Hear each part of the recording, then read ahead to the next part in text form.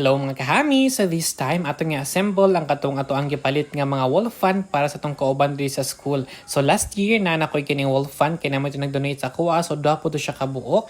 And then nato po tayo kining na-purchase nga kining duha ka wall fan ato pong giyata sa tong kauban, and na po nag-donate bag-o lang po og duha ka wall fan atong giyatan na po sa kakauban, og karon kinamay medyo sobra sa mga donations nga atong na-receive, atong gipalit og wall fan para po sa tong kauban, labi na karon nga napaduol na ang kining summer, and ang mga predictions nga magka-El Nino daw kuno by the end of the year. So muna siya mangandam ta perminti kay mintras na pato sa social media o napadaghang kining kapansin sa tua. Let's take this as an opportunity to help also our colleagues kay magkinaon sa manggaling sila ra pud mo tabang sa tua. Nya dili pud pwede no nga kita ra kining magsig ka receive aning mga ingon ani dapat mag-share pud sa ilaha kay at the end of the day maghapon man nya manguli na pud ta daw matumbo ko sa dalan nya kay hangulan man ko di ko nila tabangan o patinog sa kong motor. Mahimo na lang man nagrason nga mahimo tang angel tungod sa tong kahangulan. Bitaw these things will never be at hand kung dili pud tungod sa inyohang mga pagpansin sa among mga videos diri sa social media o paghato o pagtagad sa among paginahanglanon o sa inyong mga concerns sa mua. So by the way, diri sa bukid daw sa scientifically speaking, kung taas-taas ang altitude mas bugnaw siya. Pero diri sa mua dapit ulay altitude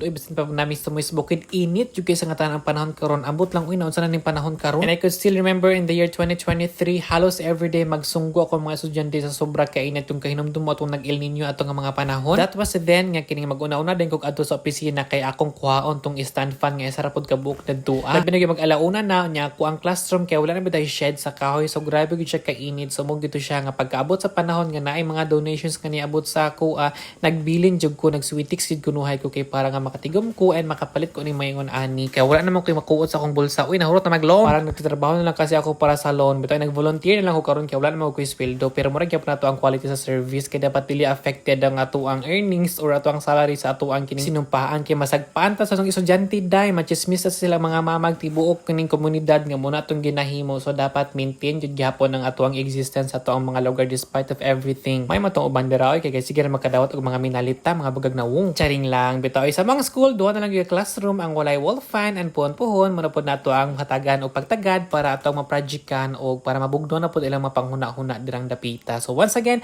daghang king salamat sa mga donate sa kuan and God bless you all. Bye-bye.